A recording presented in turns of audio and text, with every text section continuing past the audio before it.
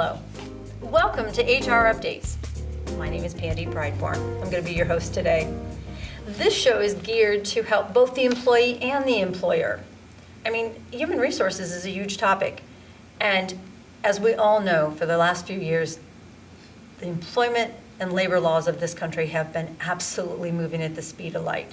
In fact, I don't care whether you're the supervisor or the janitor for your particular company, this show may have something that will speak to you. And I'm excited about today's show because this show is geared towards both the employee and the employer. I actually have two main speakers who are absolute experts in their field. And that topic, employee assessments. And I'm not talking tests. So let's get that right out there, right from the very beginning. We're not talking tests, we're talking assessments. Tools that help both your employer and you, or you and your team, to understand who do we have in the room? Who do we have on this Zoom call? And have I really hired the right person for this job? Well, let me get started. Because today's our guests, Judy Kogan with J. Grace Consulting, and Lisa Kippiser with EQ Solutions.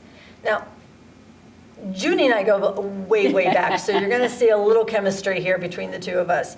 But Lisa, I'm very excited about because, viewers, how many times have you heard me talk about this book, Emotional Intelligence 2.0? And we've talked about how many markers I have in this book.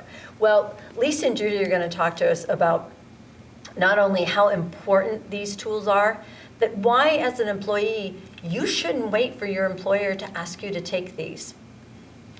This information is extremely important, and especially right now in this market. Knowing who you are and what kind of employee you are might be a major advantage. Judy, Lisa, thanks for coming. You're welcome. Thanks so much for having us. Isn't this great? It is. This is wonderful. How many times do you walk into an employer and they go, well, I just don't think I can afford this, or I had someone do it to me and it didn't mean anything. I really never even knew what they did with the information.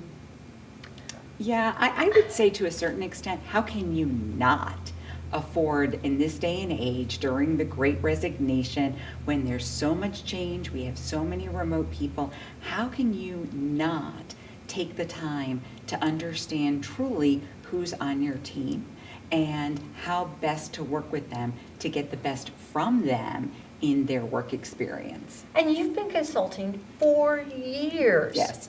Why now move more to a focus of assessments?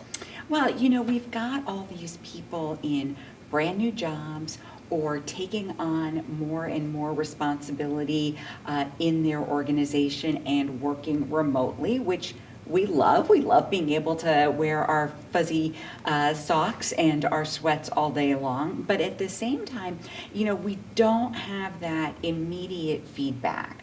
You and I were talking a little earlier, and we were saying that when you're next door to somebody, you just check in an awful lot during the day. How are you? Can you help me with something? Things that you would never set up a phone call to do, that you would never schedule a Zoom call to discuss. And so you miss out on really getting a sense of what's important to that person in their day-to-day life. How do I get the best from them? Because you don't get that immediate feedback from looking at their face, from watching their body language, from getting the tone of voice. And so taking an assessment like DISC or one of the others can really help a team understand how to work better together, how to get the best from each other, how to communicate so that you're really heard. So this is not about changing who you are, right? And, I think that that's a misconception people often have, right? I'm not going to change who I am. Nobody's asking you to. Yeah. But there are ways to say things differently. We change our behavior of speaking all the time. And this is a huge help with that. Yeah, and the viewers know training is a major topic for me. I'm not a trainer. I do education with my clients, but this is the number one aspect when I talk about training supervisors and managers, and when we're getting to a point where we want to promote somebody. EQ is always at the top of my list of, do you have somebody with a high IQ or EQ, or are they prepared from an emotional intelligence perspective for the responsibilities that are coming? Lisa, what have you found to be the challenges with this right now? Well, I think emotional intelligence is a critical skill for leaders and for performance. And there are a number of resources out there to help you learn about your emotional intelligence. And the good thing about it is that you can always improve it, no matter how old you are. But it's very important in performance and in leadership. So it's good to step back. Emotional intelligence, for those who don't know, is personal and social competencies that when used effectively, they can allow you to reach your goals and create the impact that you want. So it's all about your self-awareness and your self-management and your social awareness and your social skills. And so all of those are critical skills for us to have to be better performers and better leaders. Well, I think one of the things that employees miss, or just individuals in general, is that we tend to maybe minimize or ignore the importance of understanding how people perceive us. And the DISC and emotional intelligence together bring such an insight of all of that. I mean, I don't mind saying, when I did the DISC, I'm a high D. All right, big surprise for anyone who's ever done a D or ever done a DISC. But I have to be really conscious of how I even communicate on email. We were talking about, you and I were kind of laughing about, I love bullets. Right. Boom, boom, boom, boom. Here's my point. Here's what I want to get accomplished. And I move on. That's not necessarily well received by someone of a low emotional intelligence who's going to go, oh my gosh, she's yelling at me, or she's angry with me, or... Well, and this has always been one of the challenges with email, right? Is you don't get the tone behind it. No. And so again, really understanding who you're talking to makes a big difference. It also makes a difference in sales, right? If I can look at someone really quickly and understand what's important to them. And it's one of the things that I love about DISC is that, we can do a mini assessment in our head as we look at someone and talk to them for the first minute or two and kind of go, oh, now I get it. And again, give them what they need in order to be successful. So it's both your self-awareness, Yep. learning about yourself, your strengths, your weaknesses, and then it's also learning about others, like just being more Absolutely. aware of how, if they're introverted, if they're extroverted, what's important to them. I think we, in order to work better together, we have to connect with people. In order to connect with people, we want to talk in their terms. So if we're talking to someone in finance and accounting, well, we want to talk numbers. We want to use that terminology. If we're talking to somebody in marketing, we're going to use different terminology, but we want to understand what their needs are, what their challenges are, and that is how we connect, by starting where people are. And in order to do that, it's asking questions. It's using assessments to learn more about ourselves and others, using that as a tool to connect better. And I love the work that Lisa does in emotional intelligence. I remember one point I was talking to someone that I reported to, and I finally said, okay, stop yelling, and his response was, oh, I'm not yelling, you want to see yelling? And I just kind of went, oh, I don't know how to deal with this, right? And that's clearly, I think we're starting to see more and more of that. People go to that stress reaction because we are all under so much stress, personally, professionally, with everything that's happened in the pandemic, with everything that's happening in the economy. There's so much going on, and if we don't learn how to handle it internally, it leaks out. Mm-hmm. And, you get that, I don't have to work for you anymore kind of thing right. going on. Mm-hmm. That's exactly right. Mm-hmm. What are the pain points, if I can use that language, Lisa? When does an employer or a GM know when maybe it's a good time, this is a good time, I need to maybe do some assessments with my team? Okay. Well, I think when your team isn't working well together, if there's a lot of conflict that's not being resolved, it's a good time to step back and say, okay, what's going on here? Let's get to know each other better and find out how can we work better together, collaborate. So you can use a number of assessments in order to kind of start that process. I'm thinking there's so many good opportunities to step back and to grow your awareness of yourself. If you're in a new role or you're looking to move up in an organization, I mean, it's always a good time to step back and say, okay, I think I need to do a little self-reflection. Sure. What are my strengths, my weaknesses? Where do I want to go? What kinds of, what do I need to do in order to get there? So stepping back and getting some coaching and assessments is a very powerful thing, can really help jumpstart your path forward. Yeah, I would agree with that. I would also say that when teams are going through high turnover, there's been a lot of change going on, and when they're going through a lot of change, and whether that is the roles are changing, whether that's the responsibilities are changing, whether that's the overall strategy is changing. As humans, we're not generally great with change. Okay, you are, but the rest of us, maybe not always great at change. And so, what it does is it elevates that stress level, and especially for people who like the world to be steady, right? When all of a sudden the floor underneath them is going like this, to really step back and go, you know what?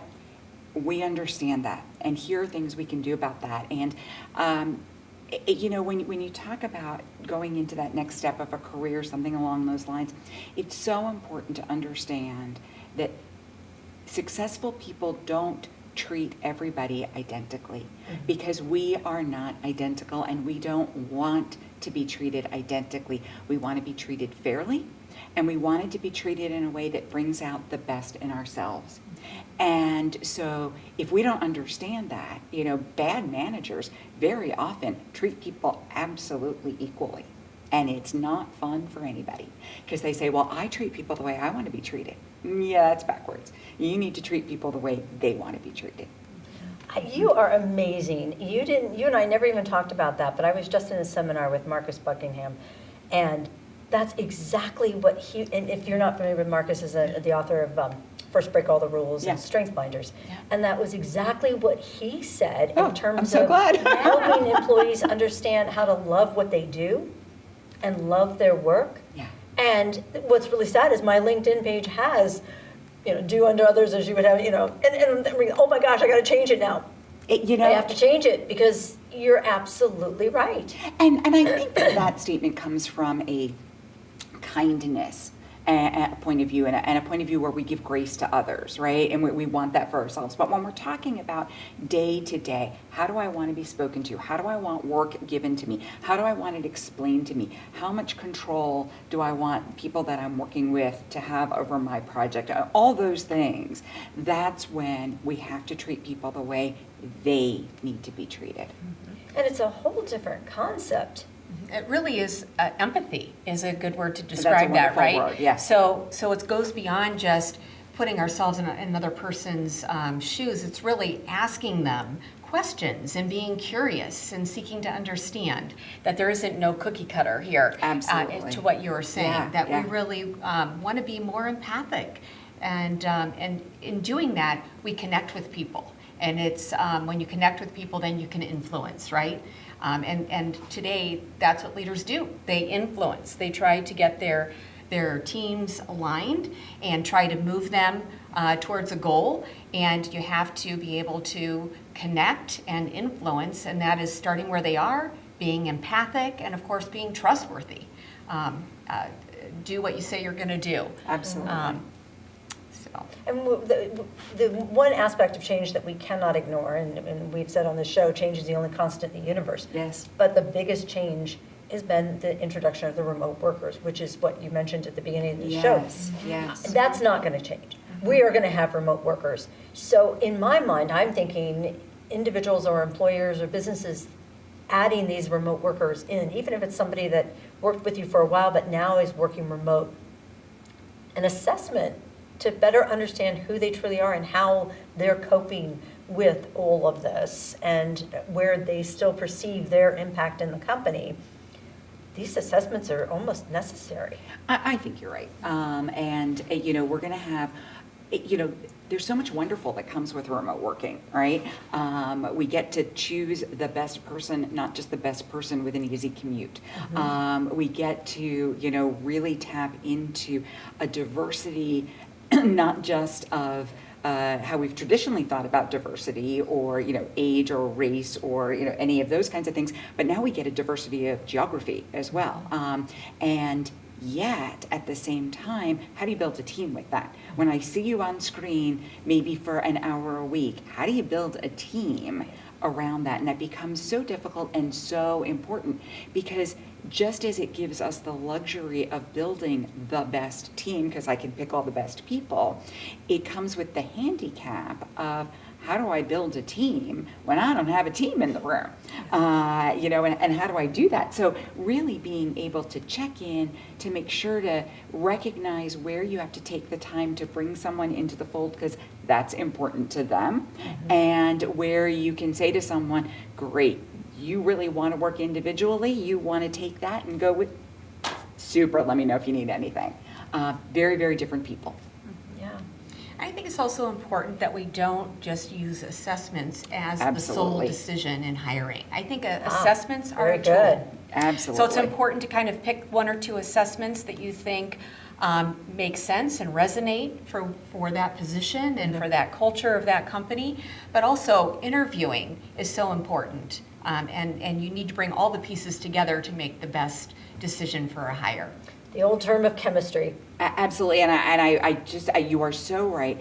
And not all assessments are legal for interviewing. So let's just get that out there. Yeah, They're not yeah. all vetted for that.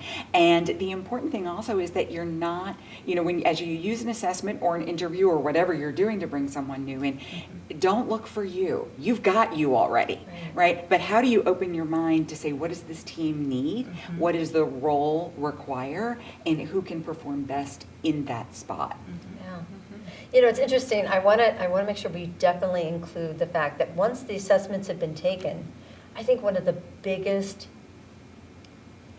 struggles I have as a consultant is getting my clients to go back to the assessment and literally looking at them and saying, look, you hired this guy knowing that they were going to act this way. You already had an assessment telling you that this is their tendencies, or this is their personality, or this is where their maturity level is.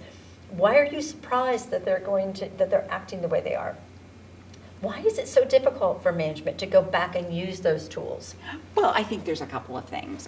First of all, we hear what we want to hear. Right? And so, when we're talking to somebody, we pick out the pieces that we want to hear and go, oh, they're going to be great for that because I heard those things. And we don't necessarily, and we're so desperate for people these days that we're willing to overlook a few things, and then we're surprised when they come up.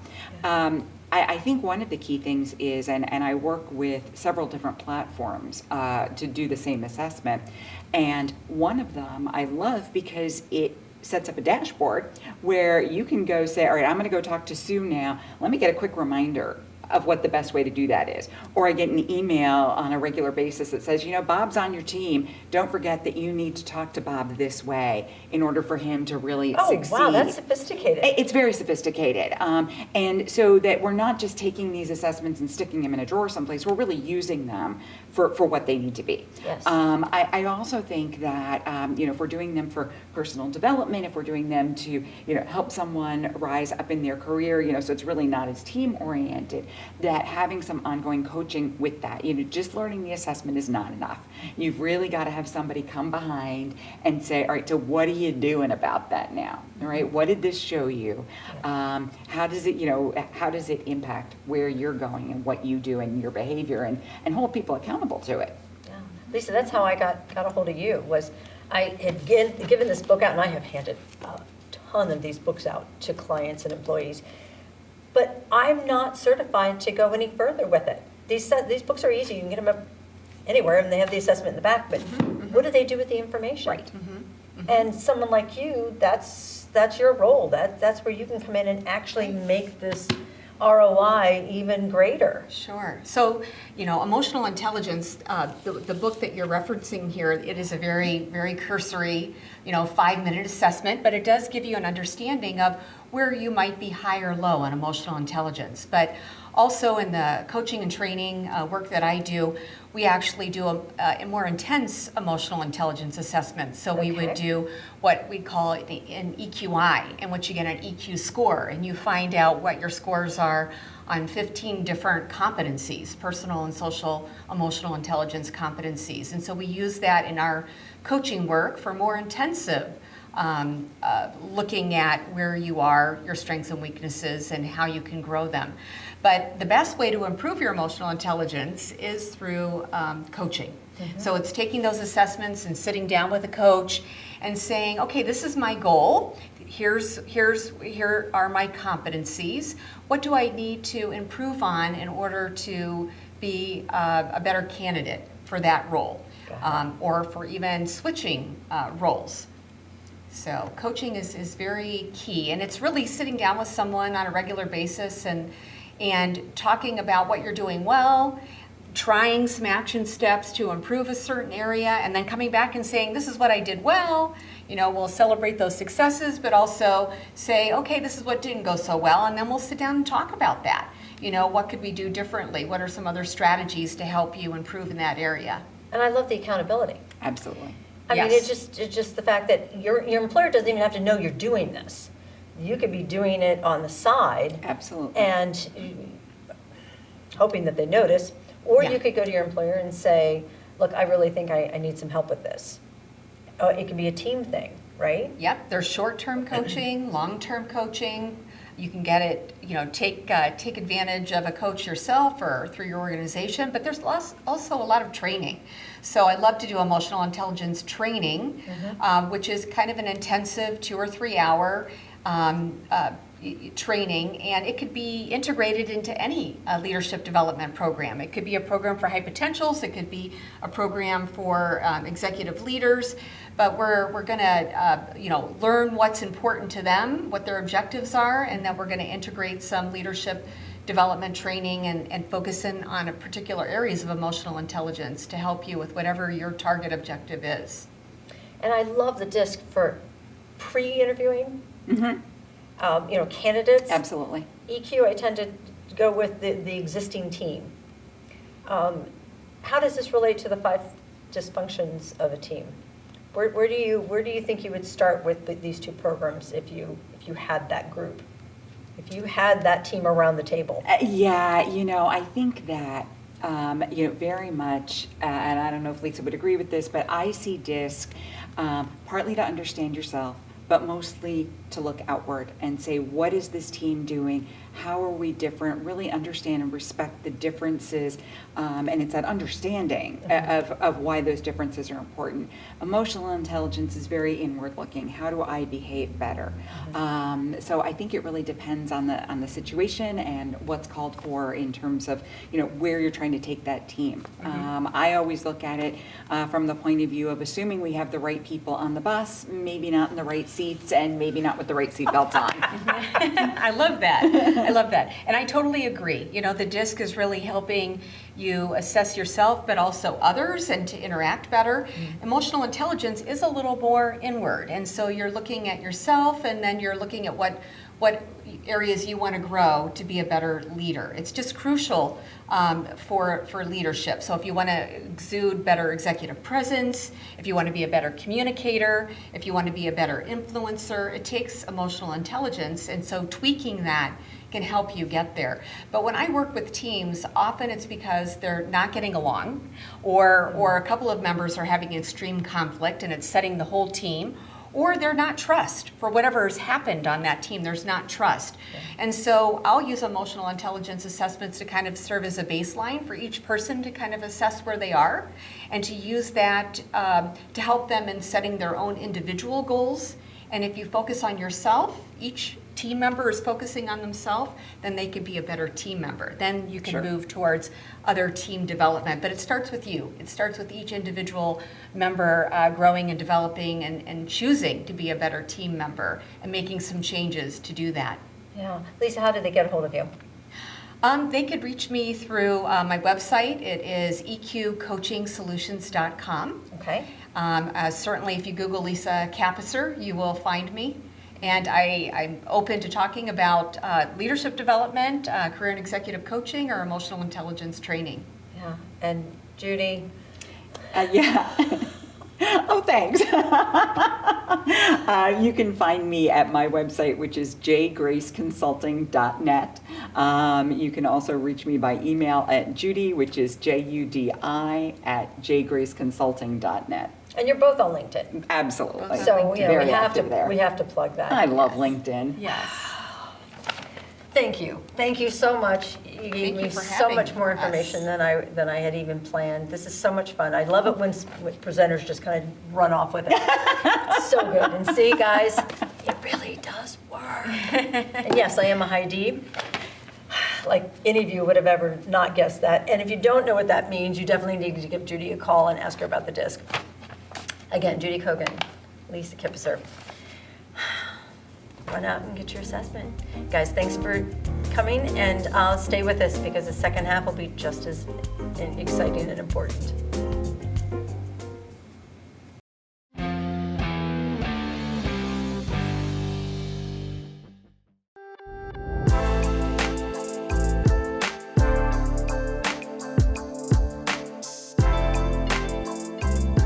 Leaves us with the next item on our agenda is item number 5, opening session. I want to thank everyone for joining us this evening. If you're out here at the parade or listening, thank you again. Into the end zone, and that is caught by Jaden Wood. Come on now, how we doing? Y'all feeling all right out there? Hello and welcome to this edition of This is Glendale. I'm Bet Chorus. Hey guys, this is the Unit 1 crew from One Log Fire Department. We just want to wish you guys a Merry Christmas and a Happy New Year. And of course, you can always go to ICRC-TV.com. Always a great day when ICRC is involved. Another edition of ICRC, bringing the community to you. On air or online, this is media for your community. This is ICRC-TV.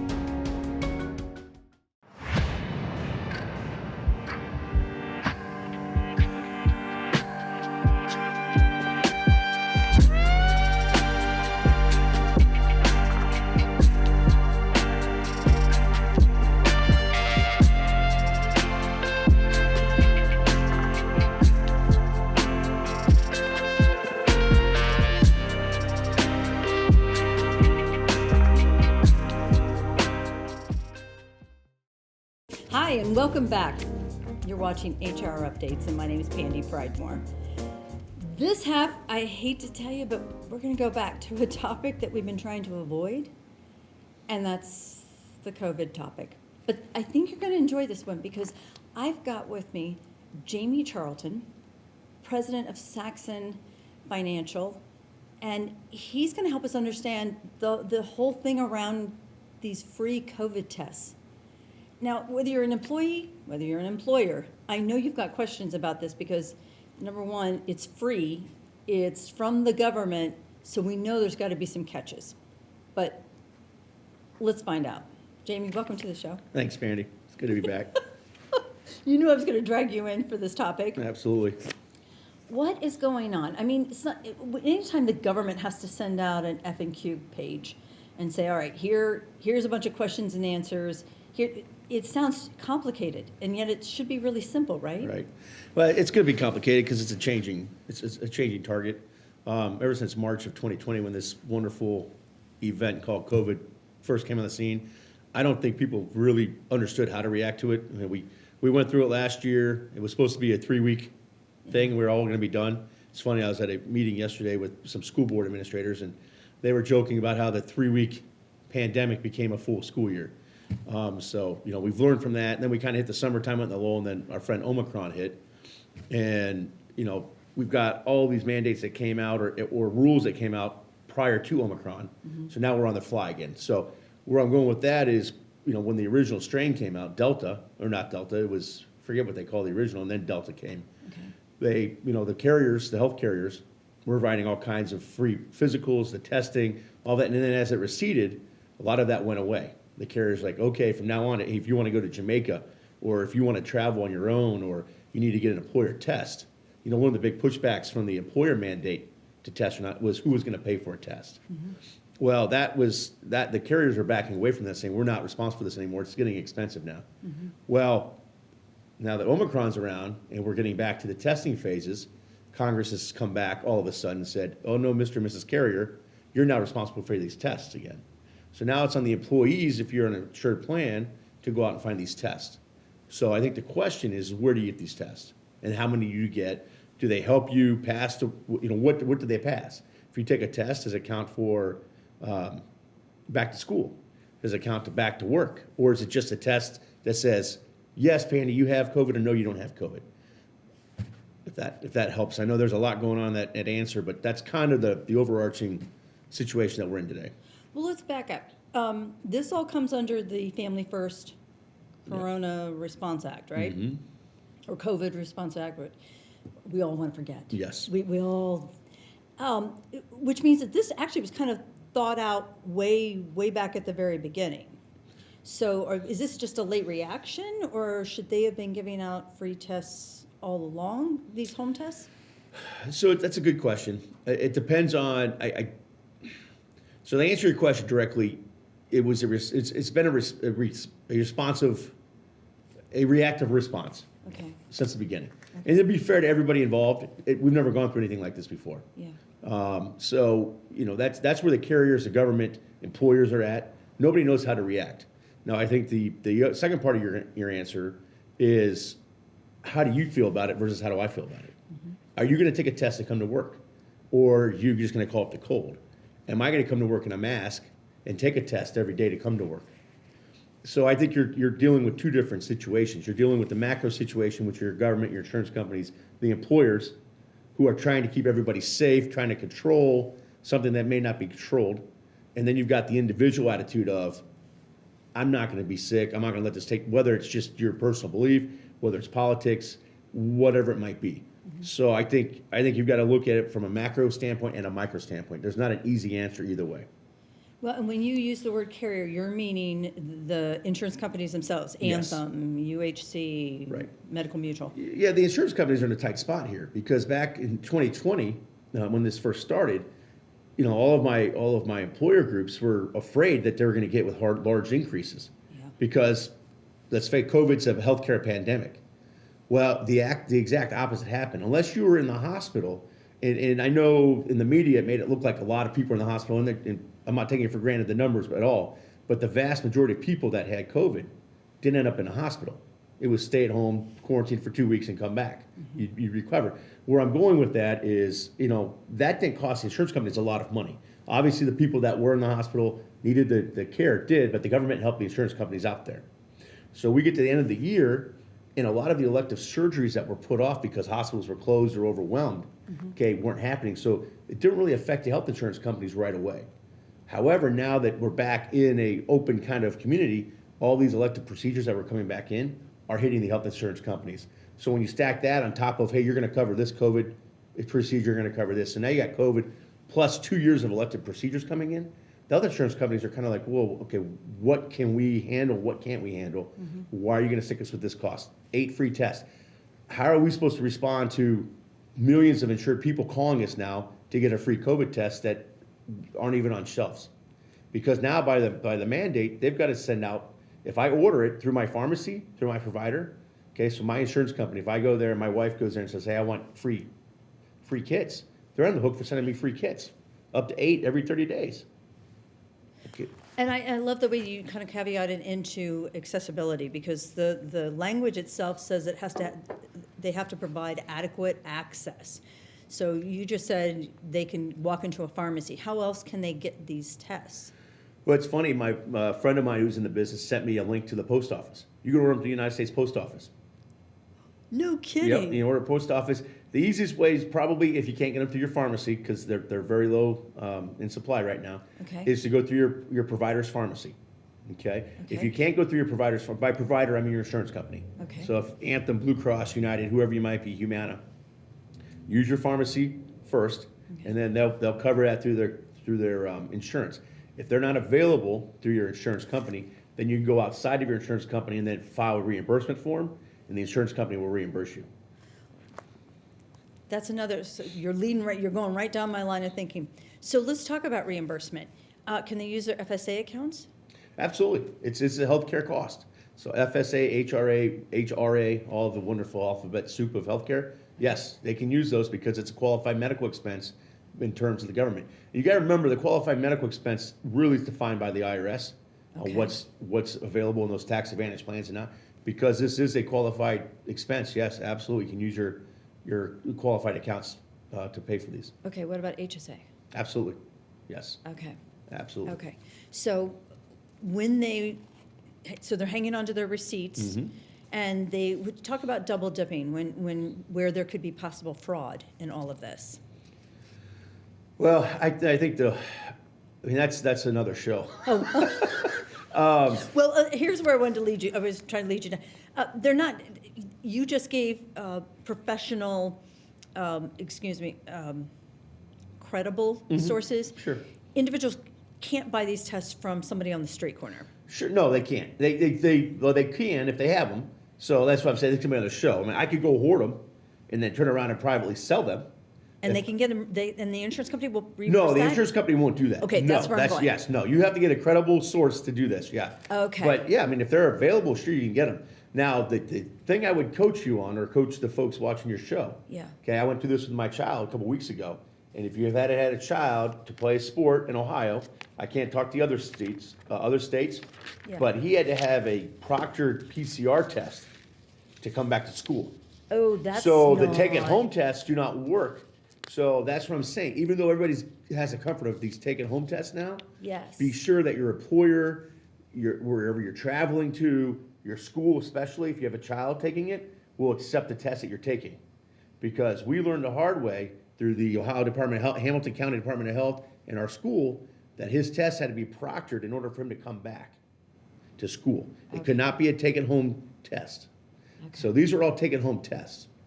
Okay. So you gotta be careful of where and who requires what kind of test. No, I think that's absolutely, because I do remember reading that in here. Thank you so much for bringing that up. Let's also talk about the fact that they don't have to have a doctor's form requiring this. This is just personal choice. Yeah. And that's why I went back to the, so you got the macro, this is where you get into the micro spot of you versus me.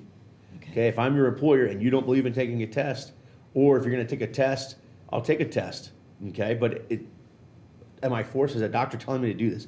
Because before the Omicron came, okay, the insurance companies were paying for all testing up to a certain point. They stopped paying for it, probably in January, February.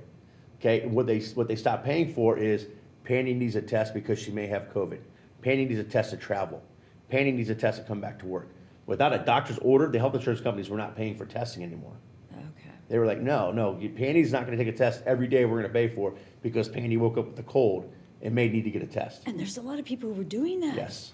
So this is where this helps because I think this is taking my professional hat off, put a personal hat on. I think it's more for a comfort level.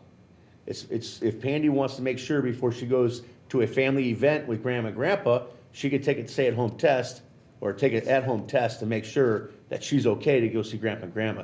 So it's more of a personal accountability, I think, of these take-home tests than it is employer mandate, go to school mandate, like I said, like the PCR testing, the more extensive testing could be. Yeah. So an employer can buy a bunch of these tests. They absorb the cost and the employee.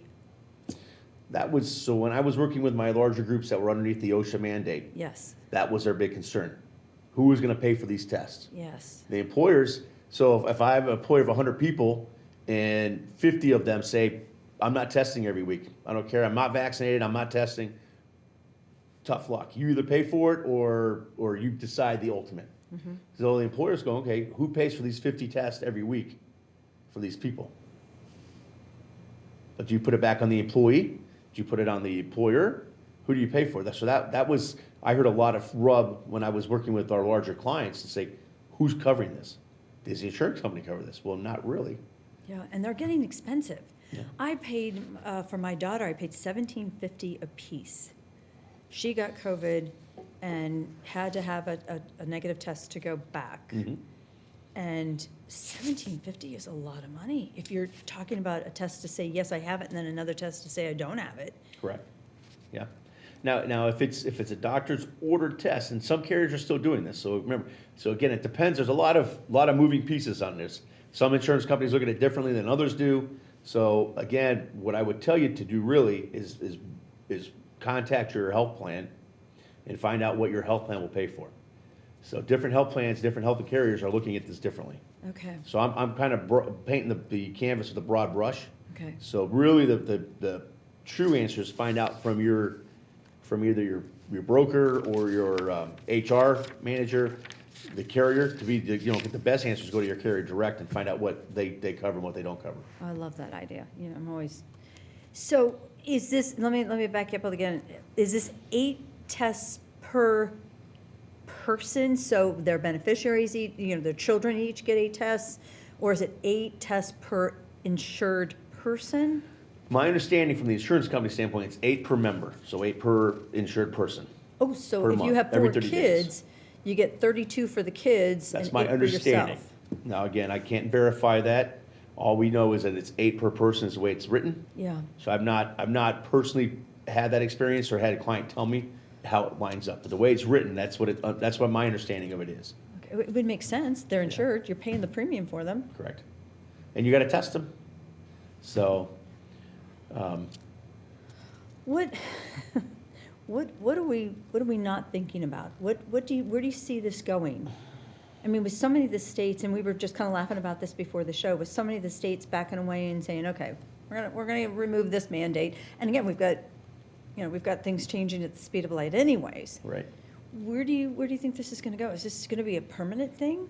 Are we gonna go to flu shot or flu tests and move that direction? So I'm gonna try and answer this as straight as I can. I didn't prep him for that question. Yeah, it's, from a medical standpoint, I think you're gonna revert back to what you see with the flu. COVID's here to stay. I mean, if you listen to all the professionals, it's here to stay. Yeah. It's gonna become part of society now. We're gonna have to learn to work with it. I think you're already kind of seeing with the vaccines that there's shots and shots, like kind of like the flu shot pattern. Yes. Get a flu shot, get a booster shot. So I think you're going to start adding that. Those who have chosen to get vaccinated are going to add that to the repertoire of annual boosters, like the flu shot. It is going to be a medical concern because it's very expensive. If you knock on wood, and unfortunately, if you're one of those people that do fall suspect to it, the bad part of it, that's a very expensive stay in the hospital. I mean, a ventilator stay, 10, 14 days on oxygen, you're talking multiple hundreds of thousands of dollars in the hospital. So those are becoming reality that will affect health insurance plans, as long as the health insurance carriers have to pay for those. So I think it's obviously, I'm not a medical doctor, I'm not a professional in COVID itself as from a medical standpoint, but it's here to stay. So from an insurance benefit standpoint, I would just prepare to understand that it could impact your plan if you have one of those people that do fall suspect to it long term. It'd be similar to somebody on your plan having a heart attack. It's unforeseen. It could have a big claim, and then hopefully that person comes back healthy, and you do the song and dance with the insurance companies and move. So it's hard to see what type of support the government will continue to give the insurance companies for COVID, because from 2020 on, it's been pretty good, but I think as this becomes part of the natural progression of healthcare, that support's going to wane, and it's just going to be a normal day risk that we take when we ask groups, hey, any pre-existing conditions, and COVID's going to become a box. Isn't that amazing? Yeah. You and I have been doing this for a very, very long time. We've been doing it together for a very long time. Yeah. Never could have guessed we were talking about this. This industry is always changing. It's like we're talking about, before we came on air. It's always something new every day. Yeah. 2010, we had the Affordable Care Act. Then 2014, it got enacted. So now we've got COVID. It's just something new every day. Like keeps us busy. Well, but we have mentioned this on the show over and over and over again.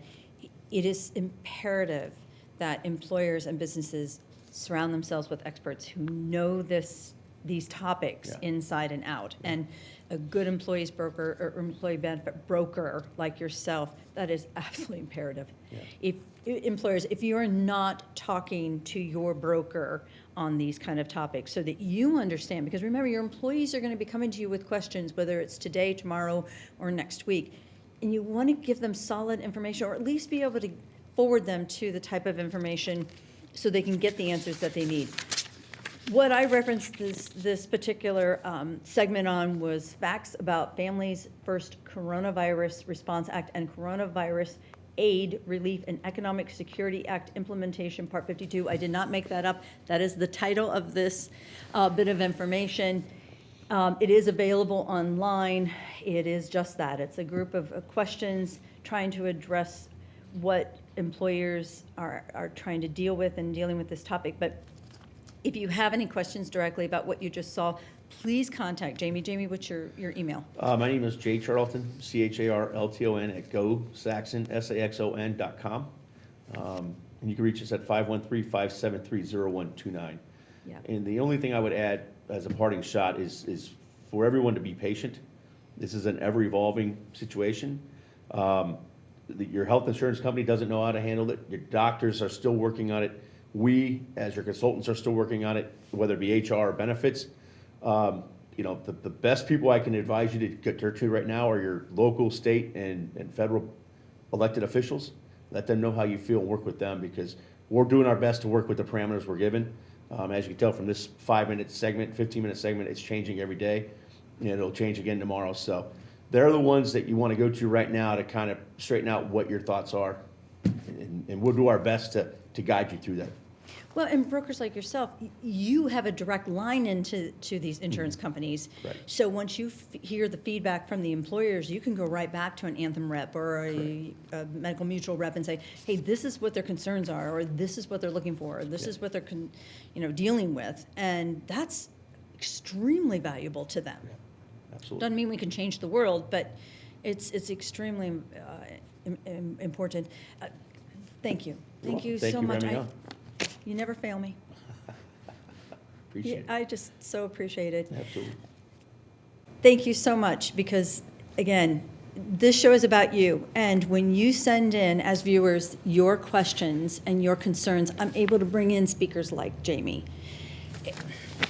We try very, very hard to help you with what you're dealing with on a daily basis. So, again, thank you so much to ICRC-TV for one more hour of bringing you this information, and we really hope that you'll meet us on the next show. My name is Pandy Pridemore, Principal Consultant with the Human Resource USA. Take care, and we'll see you next month.